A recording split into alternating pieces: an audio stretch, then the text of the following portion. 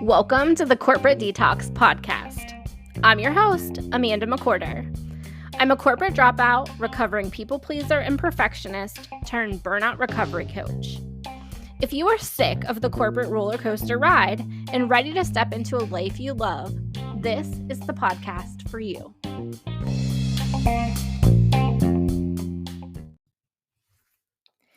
Hey there, welcome back to the Corporate Detox podcast. I am your host, Amanda McWhorter, and today I am joined by my friend, Chris Thomas. Chris lives here locally to me, and we actually went to school together, and that's kind of where our story began.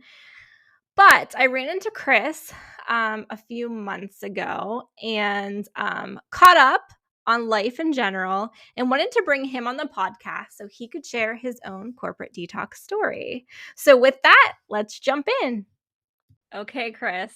So first of all, I want to congratulate you because you are the first male interview on this podcast. And I just told you before we hit record, I'm coining today, the day that we're recording these, Dude Day, because you and Tyler Harto, which will be on another episode, maybe before this or after this, I don't know how they'll be published, but you guys both scheduled on the same day, so it's like divine timing. Yeah, we're breaking barriers. We're breaking barriers on the Corporate Detox podcast.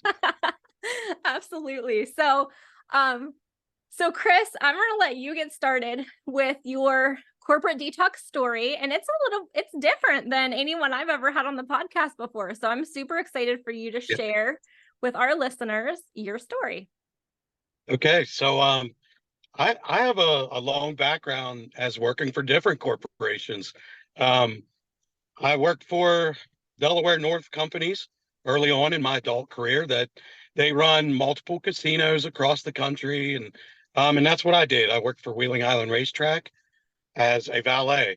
After that, I moved on to being a general manager for Vitamin World. So, you may notice them in most of your malls and shopping centers, kind of like the competitor to GNC. From then, I was hired on with PPG Industries, which our plant is now known as Westlake Chemical. That's after, 2 or 3 different acquisitions and spinoffs. So we became Westlake. So that's the majority of my adult career, 15 years. I came in as, the guy sweeping the floors, cleaning the toilets. I've worked shift work in the chlorine operations. From there, I became a mechanical maintenance millwright. So I do have a background, and I have that to fall forward with. I don't like to say fall back because nobody wants to fall back.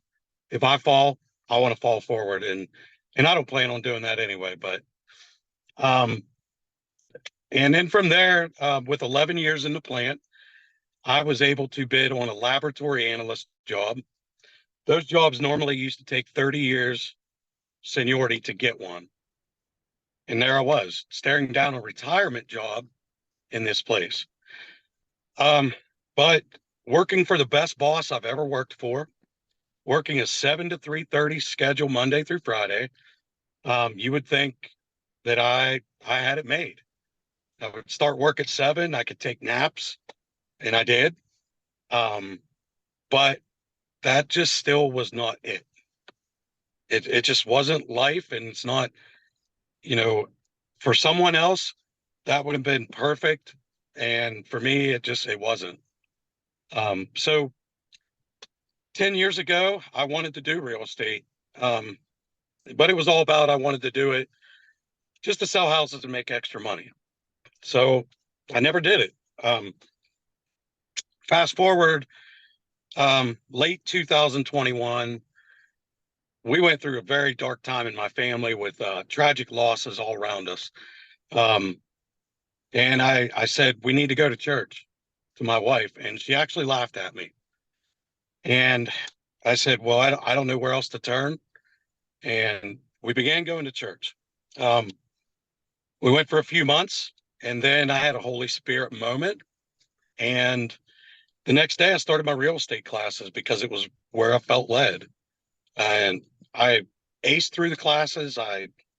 Um, I mean, just took off through it. I did the entire course in about 2 weeks.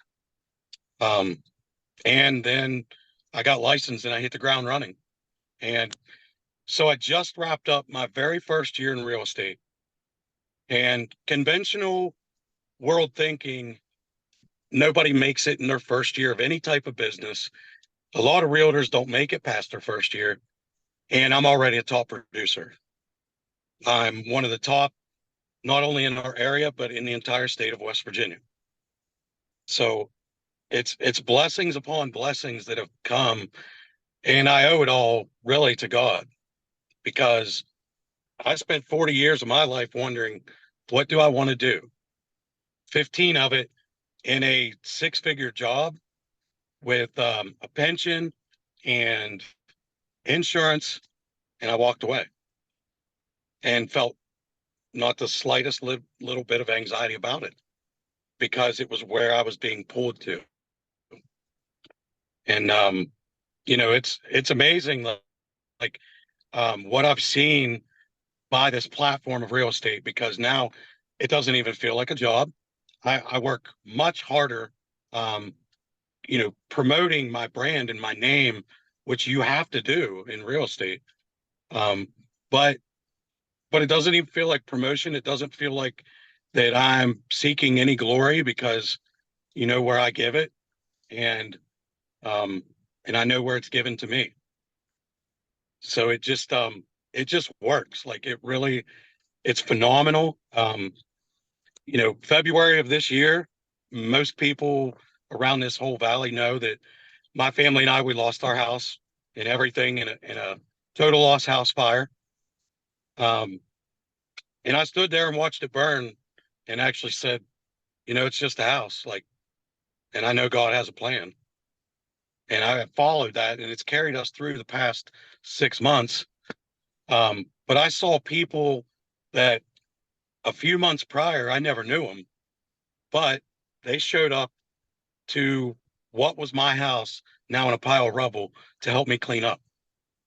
So it become a testimony of serving people and doing good and doing it for the right reasons. Um, not worrying about what money I can make, what job I'm working, and just following where you're led. And then you see the blessings that come back tenfold. So for our listeners, Chris and I actually went to high school together and hadn't seen each other in forever, and Yeah, 20 years. reconnected really over our stories, right? They were very, very similar. Chris and I sat down and we had coffee, and it was crazy on just how similar our paths were with, that Holy Spirit moment where you are truly stepping into the unknown with full faith and trust. And even though our work backgrounds were different, the stories were so alike. And that is one of the things that I'm so excited to be able to bring Chris's story to you, because for the past 2 seasons, I have really focused on people coming from like a corporate background, but not necessarily like a plant background, right? Like in any manufacturing or anything like that. And the stories are just so similar when people start being brave enough to share their story.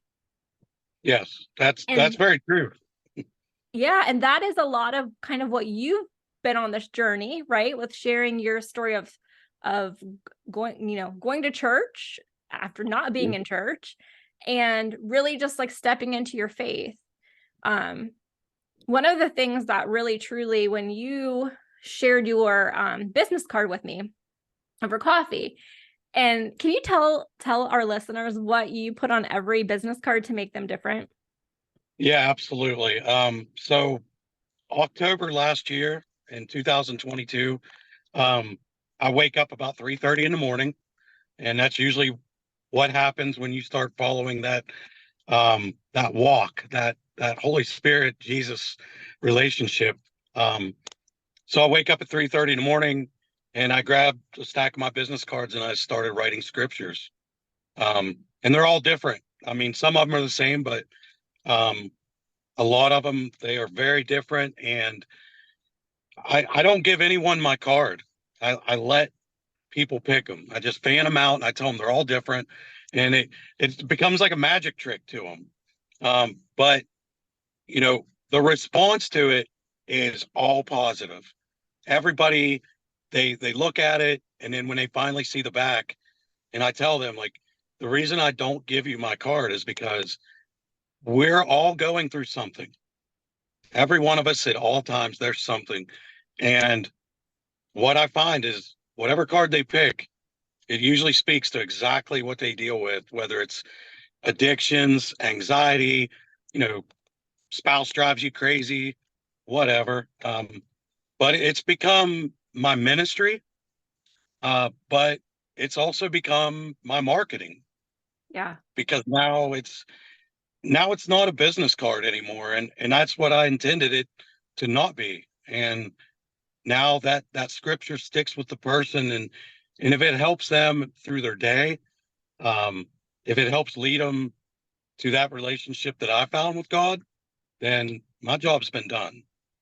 Like it's not about those houses in real estate. It's about what that scripture might do or where it might help someone, and then the rest is history. It goes from there.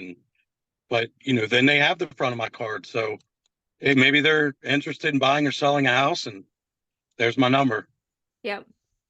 Yeah.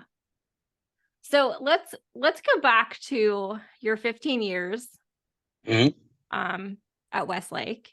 And can we talk about burnout for a little bit? Are you okay with that? Yeah, absolutely. We can talk about that. So I would love to hear a little bit about some of the stress and the burnout that you experienced in a role like that. So working in a chemical production facility, obviously, it can be dangerous. We had some of the worst chemicals there. I've been burnt with hydrochloric acid. I've been burnt with caustic. I've had inhalation from chlorine that is really rough. Um, 90% ammonia inhalation. And it's not fun. And you're always looking at leaks and um, pipe that could bust at any time.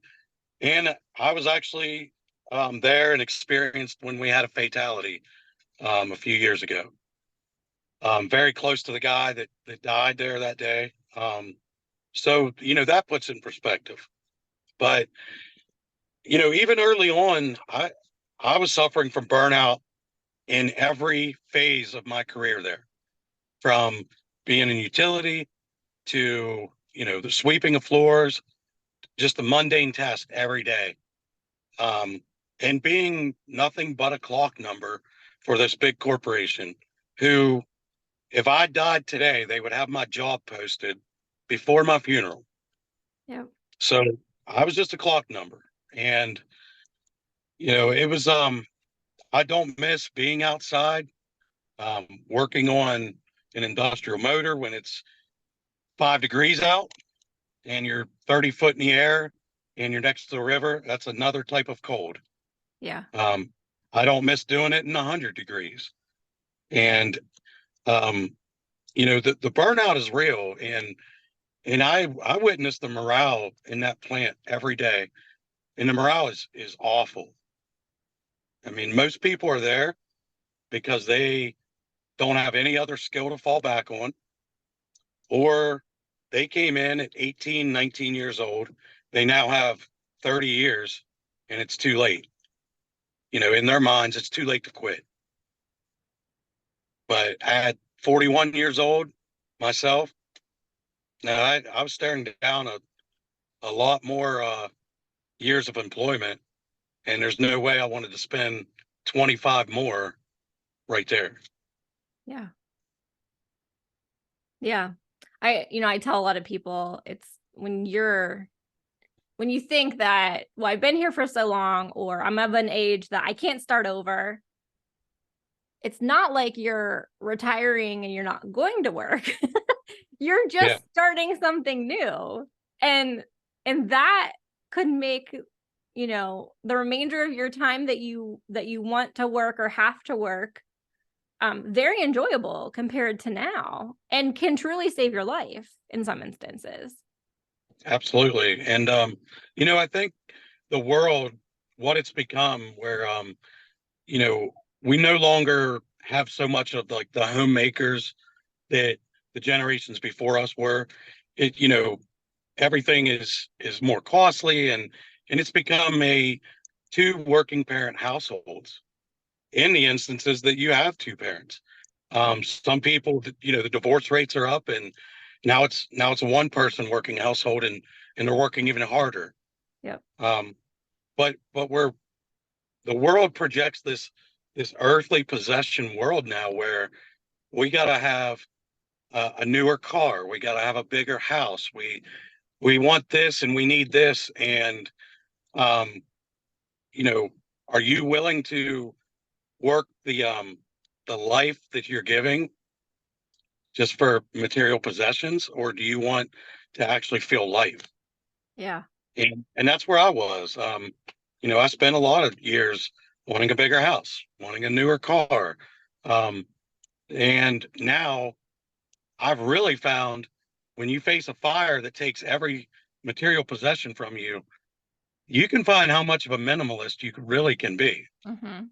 And it's not that I don't like nicer things. I mean, I love to eat out. We love to take vacations. But you find that I can spend my time like prioritizing now, and I can pick my daughter up from school and I can take her to school. Those are things that I never got to do before, Yeah. you know, and I never missed the first day of school. I've always taken her, but now I don't miss the programs in school that, are 11 o'clock in the morning and I'm at work. Yeah. And so now I make my own schedule and I'm busier than ever, but I'm able to prioritize it perfectly. And I say a lot of it, that's not me doing it. Like God finds the time of where he puts me in what place and what time. Yeah, absolutely. Absolutely. So when you think of, like, I hate when people talk about work-life balance, because I think that, like, balance is just something that no one's ever going to achieve. Like, it's always going to be off balance. But Yeah. I really like, using the term work-life harmony, right? So you Mhm. can build your day around school drop-off and events and school pickup and whatever you need to. And, you know, how would you describe the level of just joy that brings to your life, or fulfillment? Oh, it's surreal feeling. Really. It's the only way I can describe it is I spent 40 years of my life doing it my way, working jobs, making money. Um, but I, I had a lot of fun, but fun is temporary. And then all of your problems they're still staring at you. I've dealt with anxiety, I've dealt with depression, and a lot of that probably stemmed from hating my job. Um, working 40 hours plus. There were some weeks that we worked plant outages, and we worked 12 hours a day, 7 days a week for 3 weeks straight. And that'll really burn you out quick. Yeah. The paycheck looks great, but you have no life. Um, but once I changed like from doing my way and I started being obedient and just kind of following God's way, um, there's a joy that pours out of my heart. Like I can feel it. Like for once in my life, I feel that, I smile. I feel that, I see the world in a more vivid color. And, and for those that like don't know that feeling and they're working a job and just going through the motions, like that's not it. Like I'll tell you firsthand, um, make the leap because you have one life. it's very short, no matter how long you spend on this earth. But, why won't you enjoy it? Yeah, absolutely. So when you started serving, and this was probably right around the time that you took the real estate test, like decided to go that route. I know Yeah. that you really stepped into being someone that's really out there in the community helping folks who don't have a voice, typically folks that feel lost, don't have homes, don't have, you know what I mean? Just are just at this space in your life. And, I loved like watching you transform as you served others. And Yeah. then I remember the night that, your house burned down. Hmm. And all I kept thinking to myself was there is such a lesson in all of this because you and your family, right? I mean, your daughter, your wife, like you guys were out there actively serving. Yeah. And to sit there and then also have to receive, you know, Yeah. help from others and people really helping you pick up pieces of your life that are in rubble where your Hmm. house stood. What would be the biggest lesson that came out of that for you? Oh man, we've seen so much from that. Where so many people saw the tragedy, like, I mean, I saw nothing but triumph coming. Like, I never once sat down and quit Mm-hmm. and said, what do I do? Like, my house is gone, my belongings are gone. There was some sadness, but it was mostly like, okay, tomorrow's a new day. Like, we move forward, and the people that I saw come forward and help us, like, um, not just in our hometown, but this entire Ohio Valley and beyond. I mean, there was people that saw the news article on me and what I was doing, giving back, and they were clear across the country and donating to us. So it's become a testimony of how we can just persevere Yeah. and not just sit down and wallow in self-pity and quit. Um, so it's been, there's been news stories on us, radio shows, websites, and everyone just kind of, it just picks up more steam. And then I hear from someone. The best thing about it is when I hear from so many people that say, "Man, you are so inspiring," and my response to that every time is, "Good. Like, now go use that.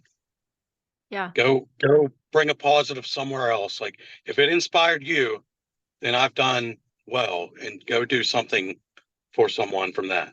Yeah. I remember seeing a post that you put out there. And was like the steam had gotten behind, people wanting to help you and your family. Yeah. And you put out a post and you're like, there are so many other people that need help. Like Yeah. use this and go out there and help other. And I think you even directed some people to other places to give, other places to volunteer. Like that was such just a stand-up move, in my opinion. Um, it just goes to prove like the people that you and your family are. Yeah, it's and we weren't always like this, and it's just, and that's where we give it to God, like, because we were selfish people. We weren't involved in our community, but now I'm involved in helping the homeless, helping people in substance recovery, Mhm. autistic children, special needs children, just so many different places that I have no background in, and I've been given the platform to now do it. Yeah. And it's amazing. Like, but when I start looking at where can I serve instead of what can I get, Hmm. it all changes. And, and we've witnessed it. I mean, time and time again. Um, the news story that the local news did on us, um, that was, we never realized it was going to be born from our own tragedy, because probably 8 months prior to that, I said to a friend of mine that worked at that news station, I said, I feel like revitalizing this valley, and I feel a story, but I don't know what. 8 months later, I I am the story. Yeah. And I called him up like a week after the fire, and I said, I got it. Here's what I want to do. And we wrote 5 checks to 5 different places. Um, but that's not our money. It's just on loan anyway while we're here. Yep. But but you guys, the community, you guys donated that money to us, and we were the vehicle that carried it out. Yeah. The same as all the clothes that were donated to us. We were overrun with clothes, and I probably took a dozen bags of clothes to a place that helps young girls that don't have anything, and then men's clothes to our youth service systems and into the homeless. And I mean, it was just constant pouring, and the cup was overflowing. Yeah. Yeah. So let's talk about, I know before we recorded, you and I had this really good conversation just about, where you are in business and kind of what's been going on. We caught up for a few minutes, but Yeah. let's talk about when you made the switch from selling houses to make money Yeah. to selling houses to serve clients. Yeah. That's when I was still working in the industrial sector in the plant, I started doing my real estate classes, and I didn't think that, hey, I'm going to quit this place to do real estate full time. I'll go show houses in the evenings and weekends, but serve people, get them a home. And then I was just blessed with business just picking up more and more. And by January of this year, I said to my wife, I said, I'm done. And she said, what do you mean you're done? And I'm like, I'm done with that job. It's like I'm walking away. And that's a hard conversation to have when, you know, you you make more than your spouse, and you've done it for 15 years, and you're just walking away. Um, but I didn't feel any anxiety about it. And then as I kept serving people, doing it for the right reasons, like I call it, getting them a home. Like, it's not about a house. It's about a home, because a house means nothing. And I can show you what a house will do. Like, mine stood for 100 years, and it no longer does. Um, but it's where I can serve, and I tithe from that. So I follow that Old Testament, giving back 10%, to God. It's the first 10. And I do that to different ministries locally. And then he keeps giving more and more because I'm obedient about it.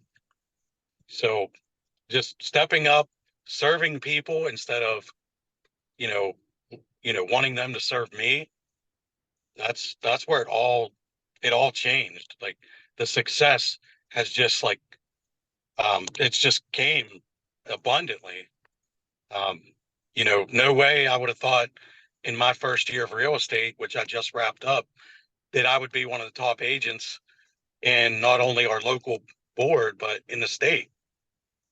I mean, I was, for 2022 to EXP, I was the number one agent in the state. Yeah.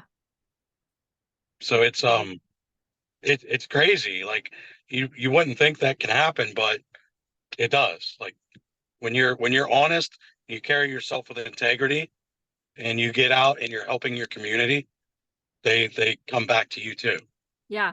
I think that when we had coffee, you were like maybe 2 months in. Probably Maybe so. not It was even early. that, maybe a month. And I remember our conversation with you, with you saying, I eventually do want to, like, I eventually want to be able to leave, but that wasn't like on your path, right? Like it was, I'm going to do both for a while. And there was like, so to hear that just, a few months later, if that, you were able to step into this, like that's truly just a blessing. Yeah, it's interesting that you bring that up because, other than my wife and maybe a couple other people, you've seen the evolution of it, Yep. like firsthand from that meeting after like 25 years of not seeing each other and you know, just kind of like where that seed was and where it has grown. So Yeah. yeah, that's interesting. Like you can recall that and where I was and where I'm at now firsthand.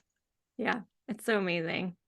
It's so amazing. So I know if there's people listening to this that, you know, think that they're stuck, think that what they have is kind of the end game, that they don't want to give up the vacation, the pension, the 401k, the whatever, Hmm. because it's scary to start over. What would your biggest piece of advice be? Um, it's what I have kind of developed as a mantra, and I tell everyone is nothing grows in the comfort zone. Um, we all get stuck. We get we are creatures of habit. We get in routines, and we like that comfort of that guaranteed paycheck week to week, and everything else. Um, get out of the comfort zone. Like just step out of it. Don't be afraid because everything you want is out there, but you've got to take that step. Yeah. Everything you want and more. Yeah. Truly. Like I'm sure you've seen that, right? Like you take that step Yeah. and there's so much more out there that you didn't even realize. Absolutely. And I'm You not can't be talking afraid to just fail. professionally, right? Like just Yeah. in life in general. Yeah. In life. I mean, how many people do we know that they vacation in the same spot every year? It's because it's what they know, because they like it, and that's it. Well, there's a whole world out here. Change it up. Like, because Mhm. you'll find more places that you love. You'll find more things that you love to do, but you got to step out, get out of that comfort zone, and don't be afraid to fail at all. Like some of the most successful people ever, not only in the corporate world, but just in life, they failed, Yeah. but they didn't quit. There's a Yeah. difference. Yep. And think of how many super successful people didn't, Mhm. like they started over at 45, 55. Yeah.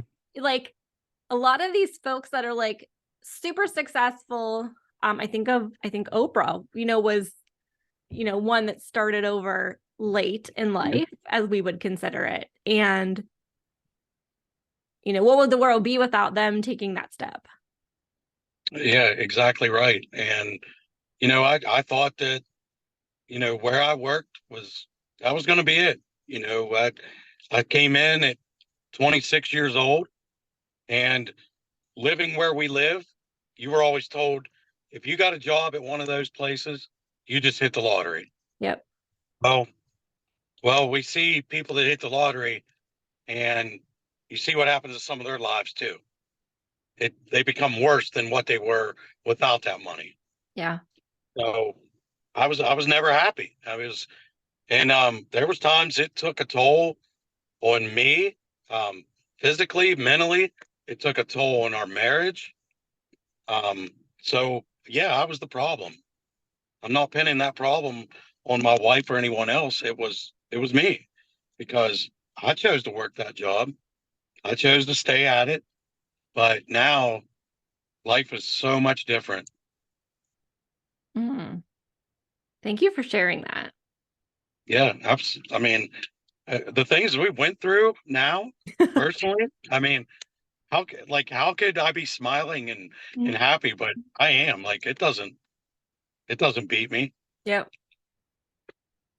Yeah. Oh, okay, Chris. So tell our listeners how they can connect with you. Maybe give a little bit of background. I know we've talked a lot about the Valley on here. Probably not a Mhm. whole lot of people know. We're recording from the Northern Panhandle area of West Virginia. That's the area that Chris and I both live in. And you serve clients in West Virginia? I do. I do real estate through the entire state of West Virginia. Um, Something I've been like holding back right now, not many know, is I'm just getting ready to obtain my Ohio license. So I'll be tackling that state hopefully Awesome. um, in the next week or so. And um, I'm involved in community things that, we're always looking for people to help. The um, Super Kids Soapbox Derby, it's amazing. It's like really cool themed soapbox derby cars. It's for special needs kids. This is their day, and it is competitive. Like they are very competitive. Appalachian Outreach, that's another thing that's very dear to me. I'm an unpaid board member for it, um, but we serve to help the poverty in Ohio, Marshall, and Wetzel counties. And then you can probably find me out just about anywhere else. Like I'm pretty easy to find anymore. Like I see people sometimes 3 times in the same weekend, and they think, "Man, you're everywhere." I'm like, "Yeah, I guess." So, That's awesome. just get out and make a difference wherever you are. Like, whatever community, whatever part of the world you're in, like the world needs that. It doesn't need the takers. It needs more the givers. Yeah. Oh my gosh, I love it. So are you most active on Facebook, Instagram? So I'm active. I have a personal page and business pages on Facebook, Instagram. I do some other avenues too. Um, I have vinyl banners hanging throughout our community. I mean, I'm out there. Um, but I have a personal website that's christopherthomas.exprealty.com. That's basically all the homes that are for sale locally in our area. Great. So I will drop all of Chris's links in the podcast notes. And if you ever want to reach out to Chris and just learn more about his story, maybe get a little bit of inspiration.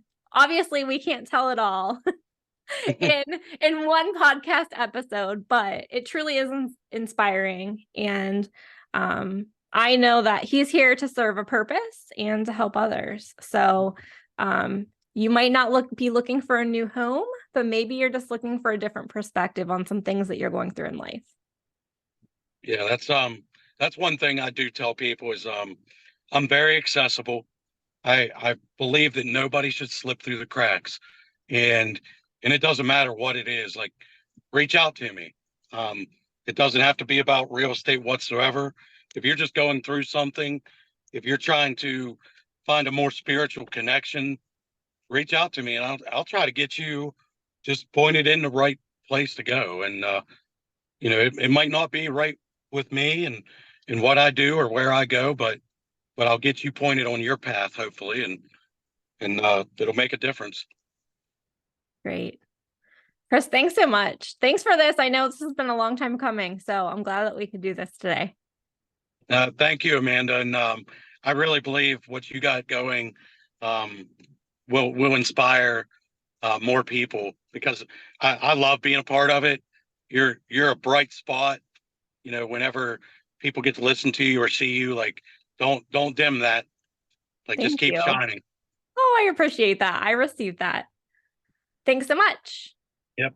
Thank you.